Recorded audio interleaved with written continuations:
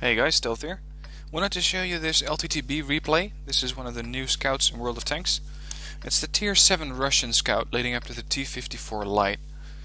Now, when I first got this tank I was thinking that the lack of gun depression, because this thing really cannot shoot down other than by just physically getting the tank up a hill and trying to get the tank to aim down altogether.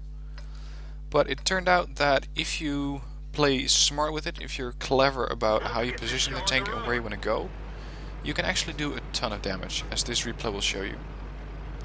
Now I'm here on South Coast, and as you might know from South Coast, this is always a very contended area. This is not a place you want to be. Another note to make about this replay is that there's 10 arty pieces in the game. There's 5 on each side. There's a couple of tier 5s and a couple of tier 6, even tier 7. They have a couple of tier 6, 7. So I got quite a bit of arty killing to do in this game. And of course that's what the scouts excel at. That's what you really want to do in a scout. But first I have to deal with this Type 59, which is threatening our lines. It's spotting the IS-3 up there. Now in my opinion the IS-3 shouldn't be up there in the first place. But that's a whole different discussion. Now, pause the game here, because now you can see that I'm aiming this gun down as much as I can. And this is what you get. More or less 1, maybe 2 degrees gun depression, that's all. This is with the best gun, but I think that all guns suffer from this problem. So, if you want to shoot something which is below you, you would have to reverse your tank, for example, up against this hill and aim the gun down that way. So if you're driving the LTTB, you probably noticed, if you're not driving LTTB and you're fighting one, keep in mind that the gun depression is really bad. If you can get to a location below the LTTB, that means that you can pretty safely engage the tank without it being able to shoot back at you. Of course, with the extreme speed that the LTTB has, the extreme agility, it is not easy to make sure that you're going to stay at that position very long, because the LTTB will definitely catch up to you. There's one of their scouts down, and that is their only scout, so I'm very happy about not having to worry about that chaff anymore. Got a T-34 and a Tiger II up there. Now as you can see they are both very well in cover. The T-34 is completely hull down. It has only its turret sticking out, and if you shot at these guys you know how difficult they are to pen. The Tiger II is facing me angled, so that is again not going to go through. Now there is a TOG which is a little to the south of me. I would like to engage the TOG, because a TOG is of course a very soft target. And it being a soft target means that my gun, which has I believe 170mm of penetration, can really quickly do a lot of damage to that thing. On the other hand, there is 5 arty pieces on our side, so it is going to be pretty tricky to get this guy down. Now, cruising through the village, not engaging the 1375 which is behind me, because I know that I cannot out-DPM that guy. What I can try to do is engage this Type 59 and get him out of the way.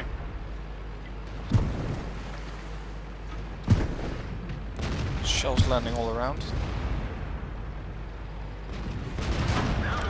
First hit I take and he damages the ammo rack. That is definitely a weak spot of this tank. Should have repaired that sooner, but I thought that I could still out-DPM this guy. Luckily this T-32 helps me out and finishes him off. Again, missed by the 1375. If all of those shells which had supposedly went for me had hit, I would have been dead. But since this is not a very big tank and it's very mobile, very agile, you can dodge most shells. Just make use of the terrain. Next up I got a T-150 friendly on the beach, and he's facing off against a 110, and of course that is never going to last long. 110 has a way better gun, so time to help this guy out. Here you can see what I mean by having to aim the whole tank down. I'm on a slight incline in the landscape, which means that I can aim the tank down, and that is how I can get up enough gun depression to get a shot at this 110. And this tank really damages the 110 very quickly. The rate of fire on this thing is excellent, fires about 15 rounds a minute. And with my reload of 430 and a damage of 180 to 200 every shot, I can really quickly decimate this thing. So that's the 110 down. Last shot came from the T150. Now I have a KV4 in town here, and the KV4 has both bad both bad turret traverse and bad hull traverse. So it is very, very difficult for him to get a good shot at this very mobile scout. Now I bounced a shell from this 1375. I'm not exactly sure where it impacted, but I'm thinking it was on this front patch of armor. Also, the front of the turret is very well armored, especially the gun mantlet, of course. But this armor, with its decent sloping and moderate armor, can really bounce quite a bit of shells, even from shell calibers which you would expect to kill you or hit you and do damage. Of course, still don't try not to expose it to a Waffenträger 100 or a 132, because that's not gonna 183, because that's not gonna go well. Now, going down the beach, and I'm doing this because I know that there are 4 heavies left. The others are arty. We got a T-32 up here. Chiri was last spotted there, other side of the map. T-34 there, and the Tiger II might be around there. So I should have a clear run to their arty. And already I've done 1300 hit point damage, so I have done more than the health of my tank, which means I did carry my weight in this game.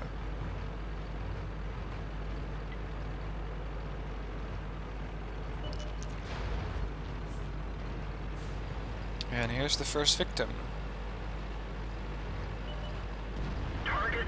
This one was probably already countered by another unit. Probably counter-batteried by one of our arties. Didn't kill him, so I one-shot the guy because he only had 150 hit points left. And this is where stuff gets interesting. This Tiger II recognized what was going on, and he realized that he had to go back to base. So, quickly take down that Hummel, take a shell from the Tiger II, and now it's time to run. I do not want to square off against the Tiger II, because if I do, I'm going to have to get to the side of him, and a Tiger II is a bit more of a difficult target than a KV4, because it can turn a lot faster. So I gotta make sure that I use the terrain here as cover, and by doing that I can ditch that Tiger II in my tail, for now. Trying to outrun the gun from the T-32. Putting shell after shell in, and this way I'm taking the pressure off of this T-34 and the T-32 up there. And here you go. It is very, very difficult at this angle to get a good shot at this tank. In the end I managed to do it because I'm using this terrain more or less. If you're on a lower slope, for example like that, you can get the gun elevation to work for you. But from here, this was a bad position because I used the gun depression, which it barely has. So if you're using this tank, make sure you play it to its strengths, which is gun elevation, not gun depression. So trying to get a shot in, but also keeping an eye on that Tiger in front of me. Let's find another target. And time to get out of here for now, because I know that there is a T-34 up there, which is threatening that position. And I'm thinking that maybe I can get the Tiger II in the side or rear, or come up against the T-32, their T-32 from another angle. Enemy armor is damaged. Plant another one into him.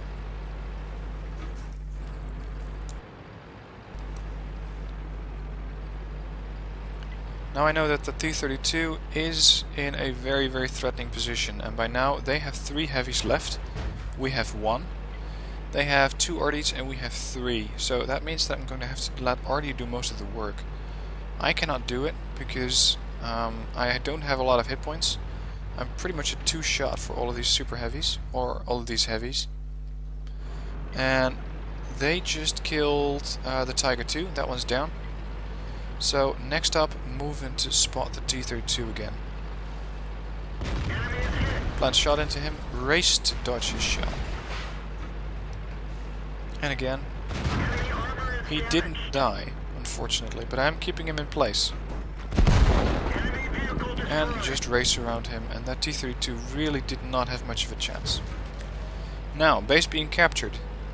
That means that their T-34 has finally made it into our cap, and that I have work to do.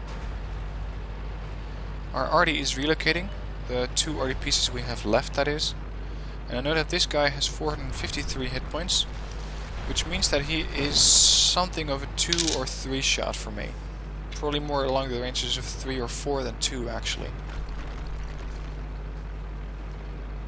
So, taking the fastest route to base, just try and surprise this guy.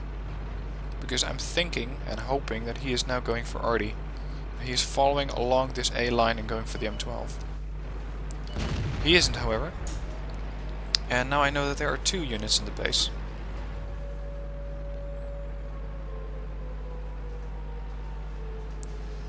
But don't panic, there's still a lot you can do in the scout.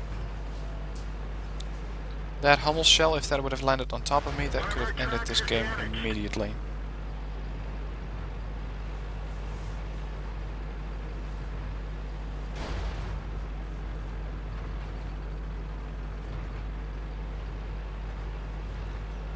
So cruising around to the side of the base, trying to get a shot at the rear of the T-34, which might be chasing me down here, because he's not capping.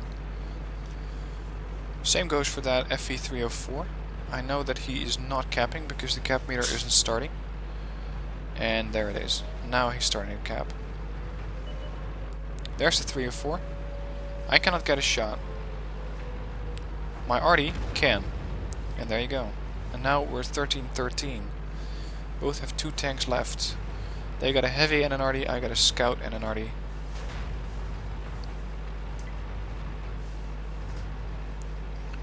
Now, at this point I'm not entirely sure where that T-34 has disappeared off to. He might have indeed chased me down here, which would be the wrong choice. Or he might have gone that way in the meanwhile, I'm not sure. So, instead I'm taking up a position in the middle of the map, trying to spot him and trying to be a sort of quick response force depending on what side he is spawned on, or he's spotted on.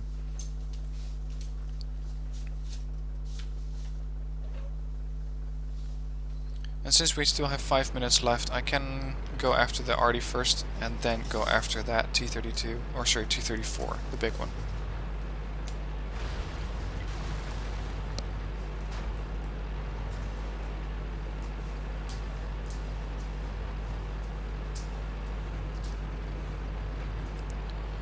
Now again, letting that speed and agility of this scout work for me.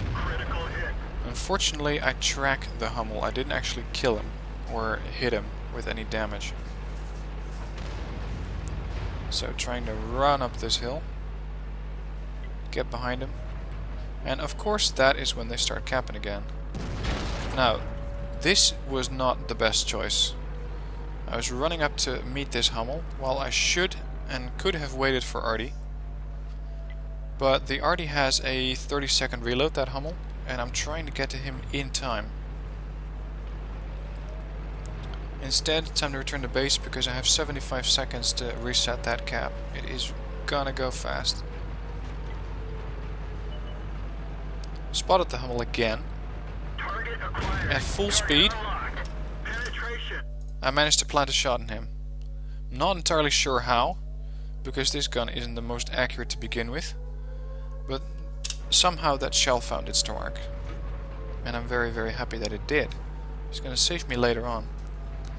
Now he said gold noob, yeah, that's true. I should not have loaded gold for a Hummel, but I had gold loaded for the T-34 and I forgot to switch it out.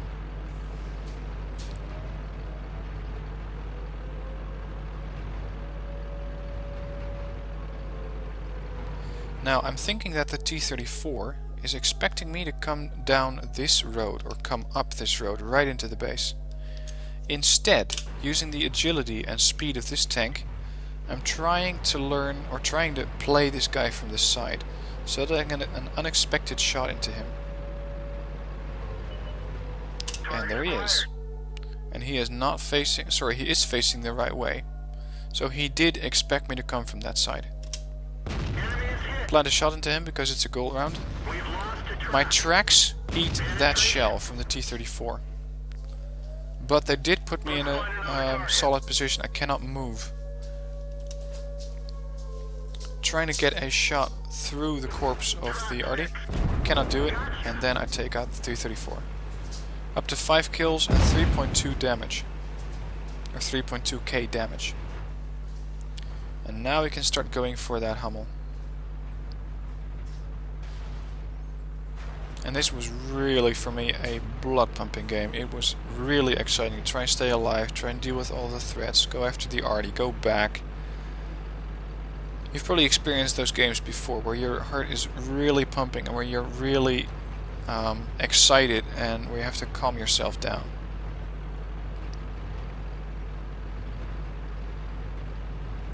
Now, going for the Hummel, I cannot take another hit. I cannot get hit by that Hummel.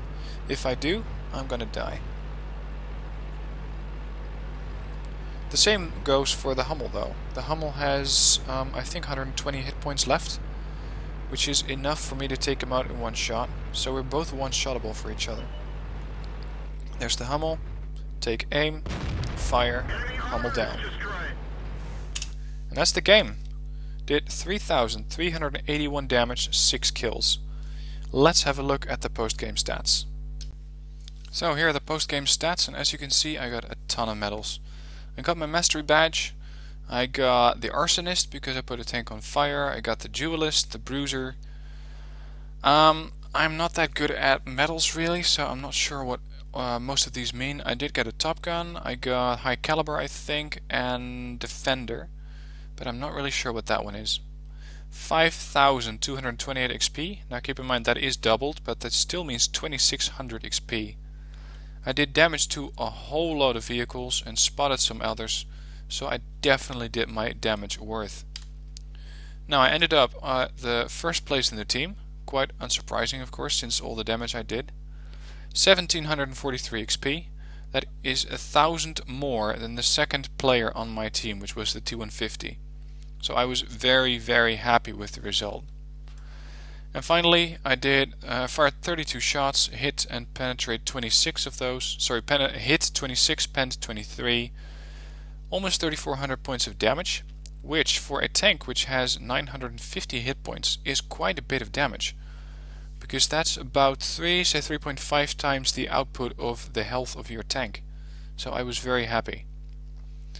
I did 1,500, say 1,600 damage with your assistance. Now I'm not entirely sure whether this was spotting targets or tracking them, but I think mostly spotting. Probably some shots on that Talk 2 which we saw earlier. The 304 was spotted by me.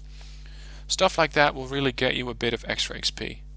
I traveled very, very far on this map. I got 8.79 kilometers done, which is quite a bit. Normally I only take 2, maybe 3.5 kilometers, and that's a stretch. So driving almost 9 kilometers is a lot of road. Now as you can see, I blocked 620 points of damage by my armor, and that is probably some of the shots that 1375 fired at my front. And it must have been something else, although I'm not entirely sure which shell that was. Still, whichever shell it was, this armor has kept me alive. It was combined, of course, with the extreme speed, and as you can see here, the top speed for this tank is supposedly 68, but trust me, it goes faster than 68. Especially when you're going down hills, this thing is a beast, and it will get up to 75, sometimes 80 if you got a good hill. Say a slope like Sand River or Al Haluf. So, I hope you enjoyed watching this replay. I had a very, very exciting game, and I cannot wait to get on with this tank. I'm hoping that the LTTB will remain this much fun, and it will not get nerfed too much in the upcoming patches. Of course, usually these tanks will get nerfed, and it's worth noting that this replay was from 9.3, so the patch where these things were installed, where they were presented. Of course, normally after 2 or 3 patches they get nerfed. Let's hope it's not that much the case for the LTTB, because it's basically a higher tier reincarnation of the old T50-2, if you can remember that one. So, hope you enjoyed watching this. If you did, please hit that like button. If you want to see more of my videos, subscribe to my channel, and I got a couple more World of Tanks videos on. Mostly I'm covering other games like Wargame, Splinter Cell and Borderlands at the moment. So if you have any other games you'd like me to play, please leave a comment below and let me know what you want me to play. Thanks for watching and see you next video.